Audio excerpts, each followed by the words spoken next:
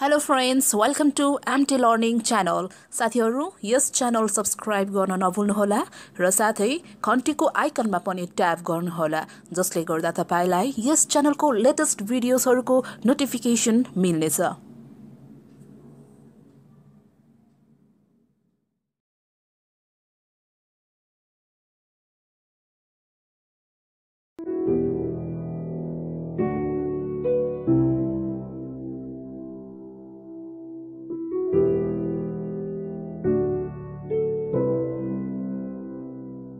कुनै पनि देशको समृद्धि र विकासका लागि त्यस देशका दक्ष एवं योग्य कर्मचारीहरूको महत्वपूर्ण भूमिका रहन्छ। त्यसैको व्यावहारिक प्रयोग गर्न प्रायजसो मुलुकहरूमा कर्मचारी छनौटका लागि निष्पक्षता र स्वच्छता अपनाउने गरेको पाइन्छ। नेपालमा संघीय निजामती तथा अन्य सरकारी सेवामा उपयुक्त कर्मचारी छनौट गरी सिफारिश गर्न संवैधानिक निकायको व्यवस्था गरिएको छ। योग्यता, निष्पक्षता र स्वच्छता मूल ध्येयमा सञ्चालित यस निकायको नाम हो लोक सेवा आयोग।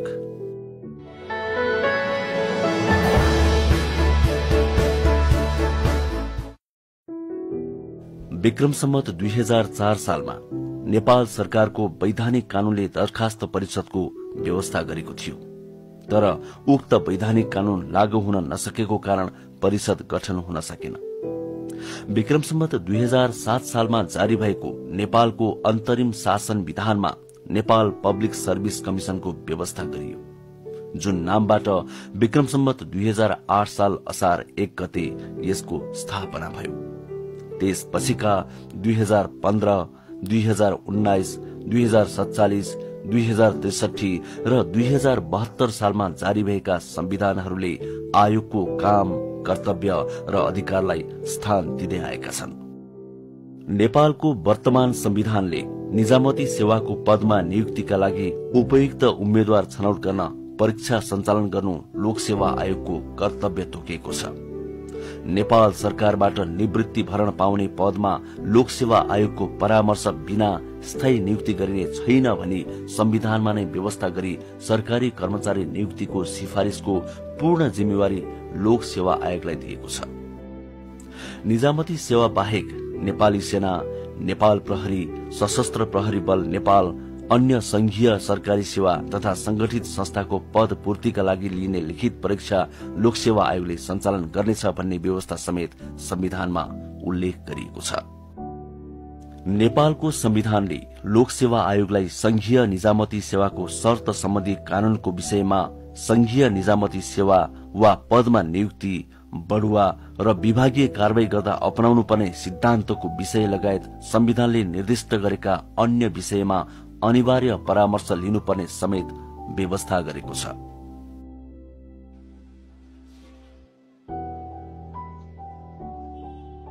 आयोगको काम कारबाहीलाई व्यवस्थापन गर्ने आधार स्तम्भहरू नेपालको संविधान, लोकसेवा आयोग ऐन, सेवा समूहसँग सम्बन्धित प्रचलित कानूनहरू, लोकसेवा आयोग नियमावली तथा लोकसेवा आयोग कार्य सञ्चालन निर्देशिकाहरू रहेका छन्।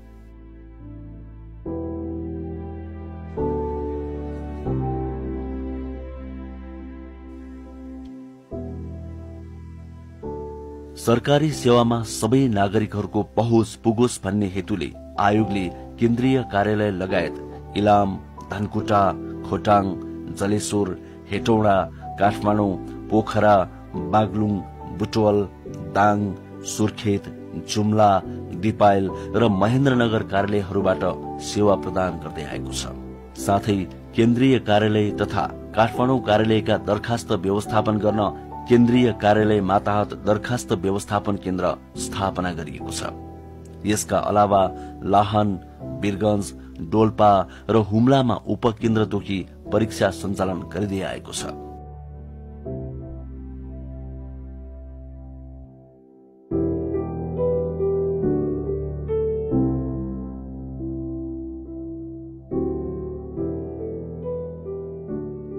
आयोगको आफ्नै भवन नभएका स्थानमा भवन निर्माण कार्य अघि बढेको छ। आयोगको अनामनगर स्थित कार्यालयबाट केन्द्रीय कार्यालयको कार्य सम्पादन भइरहेको छ भने साबिकमा रहेको कमल पोखरीको पुरानो भवन रहेको स्थानमा अत्याधुनिक भवन निर्माण हुँदैछ।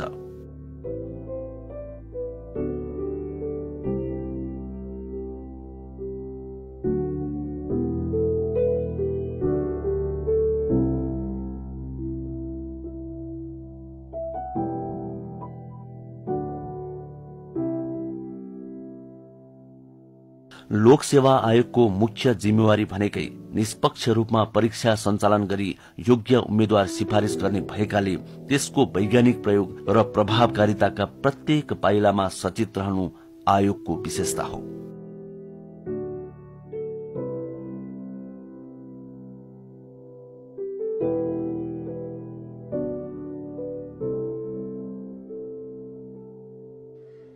आयोगले आफ्ना काम कारबाहीलाई पारदर्शी गर्ने क्रममा प्रत्येक आर्थिक वर्षको शुरूमै वार्षिक कार्यतालिका प्रकाशन गर्ने गर्छ। सोही अनुसार अधिकृत स्तरका रिक्त पदको सेवा समूह सञ्चालन गर्ने निकायहरू मार्फत र सहायक स्तरका रिक्त पदहरूको आयोग मातहतका कार्यालय मार्फत माग संकलन गरिन्छ। त्यसपछि सम्बन्धित कार्यालयद्वारा पद पूर्ति गर्न माग भएको पदमा सेवा सम्बन्धी कानूनको व्यवस्था बमोजिम खुल्ला वा बढुवाद्वारा पद पूर्ति गर्न प्रकाशित यकिन गर्ने काम गरिन्छ। पाठ्यक्रम यकिन गरी आयोगको कार्यतालिका अनुरूप विज्ञापन तथा सूचना प्रकाशन गरिन्छ। प्रकाशित विज्ञापनको आधारमा बढुवाको लागि निर्धारित बढुवा फारम दरखास्त व्यवस्थापन केन्द्र तथा मातहत कार्यालयद्वारा संकलन गरिन्छ।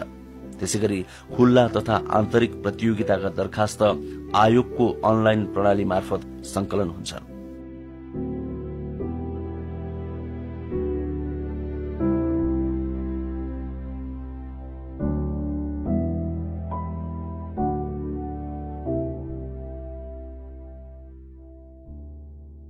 त्यसपछि रुजु लगायतका काम सम्पन्न गर्दै परीक्षा सञ्चालनको व्यवस्थापन गरिन्छ। खुला प्रतियोगिताका लागि पेश गरेका शैक्षिक योग्यतामा दुविधा भएमा विज्ञ सहितको सहभागितामा शैक्षिक योग्यता निर्धारण गरिन्छ।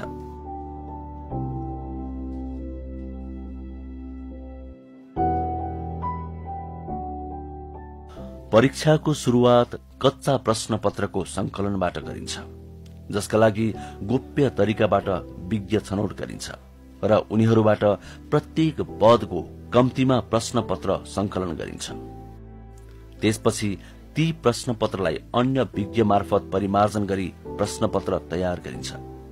यसरी परिमार्जन भएका प्रश्न पत्रहरूको सेट मध्ये परीक्षामा प्रयोग हुने सेट आयोगले तोकेपछि तोकिएका कर्मचारी मार्फत परीक्षा शुरू हुने समयमा परीक्षा केन्द्रमा पुर्याउन भ्याइने गरी छपाईको कार्य सम्पन्न गरिन्छ। छपाई कार्यमा संलग्न कर्मचारीहरू सो पदको परीक्षा शुरू भएको 30 मिनेटपछि मात्र बाहिर जान पाउने व्यवस्था रहेको छ। परीक्षाको लागि जनशक्ति खटन पटनमा पनि आयोगले विशेष ध्यान दिँदै आएको छ, जसमा सुपरिवेक्षक, केन्द्राध्यक्ष, उपकेन्द्राध्यक्ष, सहायक केन्द्राध्यक्ष, समन्वयकर्ता, निरीक्षक, सहयोगी तथा सुरक्षाकर्मी खटाई परीक्षा सम्पन्न गरिन्छ। परीक्षाको समयमा आयोगका पदाधिकारी तथा विभिन्न निकायबाट परीक्षाको सुपरिवेक्षण समेत गराइन्छ। परीक्षामा अनियमितता गर्ने उम्मेद्वारलाई कानून बमोजिम कार्यवाही गरिँदै आएको छ। शान्त र उपयुक्त वातावरणमा परीक्षा सञ्चालन गरिसकेपछि उत्तर पुस्तिका संकलन गरी लाहा छाप लगाई सीलबन्दी गरिन्छ।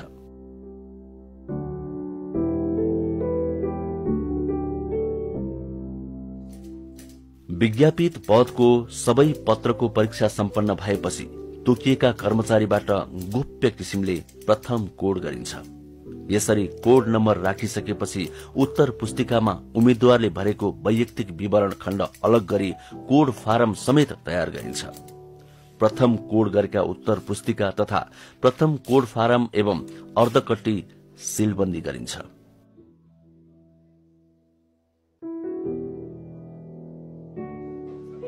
उत्तर पुस्तिकालाई दोस्रो कोड गर्न तोकिएको अर्कै शाखामा र कोड फारम एवं अर्धकट्टी तोकिएको पदाधिकारीको जिम्मामा राखिन्छ। त्यसपछि कोडिङलाई थप गोप्य र प्रभावकारी बनाउन अघिल्लो कोडिङमा संलग्न नभएका तोकिएका कर्मचारीद्वारा दोस्रो कोडिङ गरिन्छ। दोस्रो कोड गरिसकेपछि पहिलो कोडको नम्बर भएको भागलाई अलग गरी रुजु गरिन्छ र यस्ता कोड स्लिप सीलबन्दी गरी आयोगले तोकेको पदाधिकारीको जिम्मा रहने गरी राखिन्छ। वस्तुगत परीक्षाका लागि optical mark reader OMR machine अनुकूलको बारकोड पद्धतिमा आधारित उत्तर पुस्तिकाको प्रयोग गर्ने गरिएको छ। यस्ता उत्तर पुस्तिका भने कोड गरिरहनु पर्दैन। उम्मेद्वारको विवरण खण्ड र उत्तर खण्ड अलग गरी फरक शाखाबाट स्क्यान गरी मेसिनबाटै सफ्टवेयरका माध्यमबाट परीक्षण हुने व्यवस्था गरिएको छ। आयोगले वस्तुगत उत्तर पुस्तिका अप्टिकल मार्क रिडर OMR मेसिनको प्रयोग गरी परीक्षण गर्ने भएकोले शीघ्र नतिजा प्रकाशन गर्न सखाउ पुगेको छ। दोस्रो कोड गरिएका सिलबन्दी उत्तर पुस्तिका विज्ञहरूद्वारा परीक्षण गराइन्छ। राजपत्राङ्कित पदका उत्तर पुस्तिका आयोगकै कार्यालयमा परीक्षण गराइन्छ भने राजपत्र अनंकित पदका दोस्रो कोड गरिएका उत्तर पुस्तिका लिखित परीक्षा भएका कार्यालय बाहेक केन्द्रीय कार्यालयले तोकेका राजपत्राङ्कित प्रथम श्रेणी कार्यालय प्रमुख रहने कार्यालयहरूबाट विज्ञहरूको प्रयोग गरी परीक्षण गराइन्छ। यसरी परीक्षण गर्दा विज्ञले कोड नम्बरका आधारमा परीक्षण गर्दछन् र सोही आधारमा मार्कसिट तयार गर्दछन्। राजपत्राङ्कित प्रथम र द्वितीय श्रेणीका विज्ञापनका उत्तर पुस्तिका 2 जना विज्ञद्वारा अलग अलग परीक्षण गराउने व्यवस्था गरिएको छ। परीक्षण गरिएका उत्तर पुस्तिकाको जाँच भए नभएको, नम्बर गणनामा गल्ती भए नभएको आदि हेर्न तोकिएका कर्मचारीले रुजु गर्छन्। त्यसपछि कोड नम्बरका आधारमा नतिजा प्रकाशन गर्न टेबुलेसन तयार पारिन्छ। कोड नम्बरका आधारमा नै माग संख्या बमोजिम नतिजा तयारी र स्वीकृति गरिन्छ। कोड नम्बरका आधारमा स्वीकृत भएको नतिजालाई यस अघि समावेश नभएका छुट्टै शाखाका कर्मचारीले डिकोड गरी अन्तर्वार्ताको मिति र अन्य परीक्षाका कार्यक्रम समावेश गरी उम्मेद्वारको नामबाट नतिजा प्रकाशन गरिन्छ। यसमा बुझ्नुपर्ने महत्वपूर्ण कुरा के पनि हो भने यी प्रत्येक तह अर्थात प्रक्रियामा एकमा रहेको व्यक्ति अर्कोमा रहँदैनन्। अंकको कार्य गर्ने कर्मचारी डिकोडमा संलग्न हुँदैनन्। डिकोडमा संलग्न हुने कर्मचारीले अंक हेर्न पाउँदैनन्। प्राप्ताङ्क तालिका र डिकोड फारम अलग अलग शाखा वा कर्मचारीले अलग अलग सिलबन्दी गरिराख्छन्। यी सिलबन्दी खाम अन्तिम सिफारिश वा नतिजा तयार गर्दा मात्र मुचुल्का गरी खोलिन्छ र OMR मेसिनको समेत प्रयोग गरी नतिजा तयार गरिन्छ। यसरी आयोगले गोपनीयता र निष्पक्षता कायम गर्न सफल रहिआएको छ।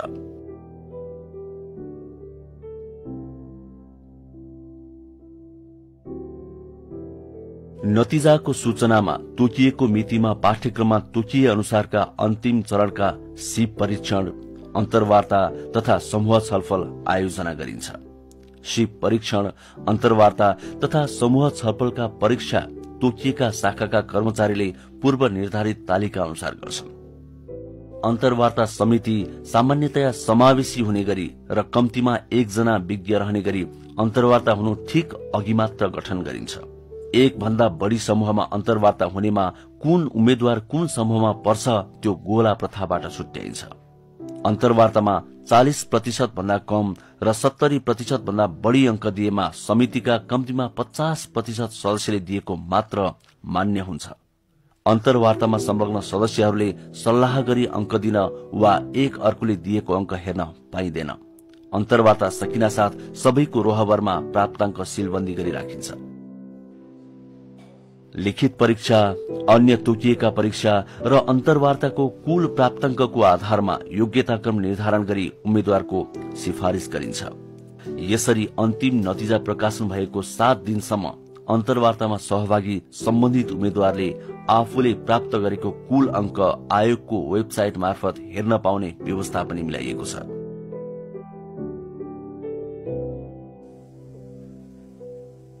यसरी निष्पक्ष तवरले परीक्षा सञ्चालन गर्ने लोक सेवा आयोगले यसका अतिरिक्त अन्य कार्य पनि सम्पादन गर्दछ। बढुवा उजुरी सुन्ने तथा संविधानले तोकेका विषयमा परामर्श दिने कार्य समेत लोक सेवा आयोगले सम्पादन गर्दै आएको छ।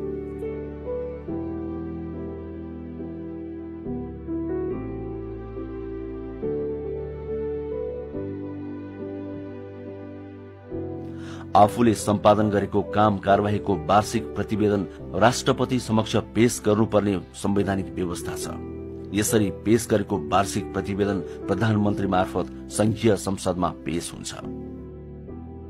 आयोगले त्रिवर्षीय रणनीतिक योजना तयार गरी आयोगको समग्र सुधारको कार्य गरिरहेको तथा अनुसन्धानात्मक कार्य गर्दै नवीनतम परीक्षण प्रविधि भित्राउन प्रयास गरिरहेको छ।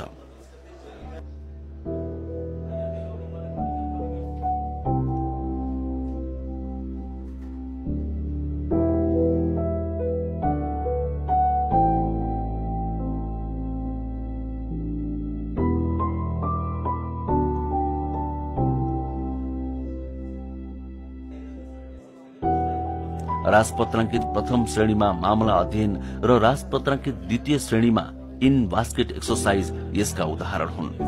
यसका अलावा एसेसमेन्ट सेन्टर मेथोडोलोजीका विभिन्न प्रविधि प्रयोगमा ल्याउन गृह कार्य भइरहेको छ। निष्पक्षता र गोप्यतासँगै समयानुकूल प्रविधि विस्तार, सेवा केन्द्र विस्तार, पाठ्यक्रम एवं परीक्षा पद्धतिमा परिमार्जन जस्ता कुरामा समेत आयोग सदा सचेत रहेको छ। लोकसेवा आयोगको परीक्षा प्रणालीहरू निष्पक्ष छ। यसमा चाहिँ कुनै शंका गर्नुपर्ने विषय नै छैन। हामीले समाजका गतिविधिहरू, सामाजिक विषयवस्तुहरू, राज्यका संरचना, सम्पूर्ण कुराहरू जान्नु नै पर्ने हुन्छ। एउटा सार्वजनिक पदमा बसेर काम गर्नुपर्ने भएपछि अवश्य पनि चाहिने विषयवस्तु नै हो सम्पूर्ण।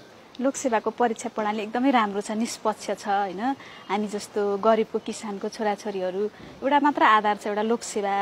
अब कहीँ अरू ठाउँमा जागिर खानको लागि राजनीतिक नियुक्ति चाहिन्छ, राजनीतिक सोर्स पोस्ट चाहिन्छ। हामी जस्तोको छोराछोरी, हाम्रो बुवाआमाको जस्तो छोराछोरी जुन हामी छौँ, हामीले जस्तो जागिर खाने एउटा निष्पक्ष निकाय भनेको लोकसेवा आयोग हो। मैले लोकसेवा आयोगको परीक्षा दिएर नै पास गरेको हुँ। मलाई लोकसेवा आयोगको परीक्षा दिँदा, लिखित परीक्षा पनि दिँदा र अन्तर्वार्ता दिँदा पनि एकदमै फेयर लाग्यो। यो लोकसेवा भनेको एकदमै निष्पक्ष छ। यो मेरिट बेस हो। यसमा कुनै किसिमको दायाँ बायाँ भन्ने कुरा छैन हैन। यसमा फेयर मान्छे नै आउने हो। कुनै पनि नाता गोताले पाउने भन्ने कहीँ कतै पनि देखिँदैन। लोकसेवा आयोगको परीक्षा प्रणाली आफ्नै सिस्टममा छ, पद्धतिमा छ। त्यसैले एकदम निष्पक्ष छ। यसमा राजनीतिक हस्तक्षेप पनि छैन। कसैको करकापमा गरिने पनि हुँदैन। परीक्षा एकदम निष्पक्ष छ। मेहनत गर्ने मान्छेले अवश्य पास हुन्छ। मेहनत गर्नुपर्छ। त्यसैले म पनि पास गरिरहेको आएको छु, लोकसेवा परीक्षा पास गरिरहेको छु। त्यसैले मेहनत गर्नुपर्छ। यसरी लोकसेवा आयोगले आफ्नो संवैधानिक तथा कानूनी दायित्व निर्वाह गरिरहेको छ। त्यसैले त विश्वासको प्रतीकको रूपमा आजसम्म पनि स्थापित छ।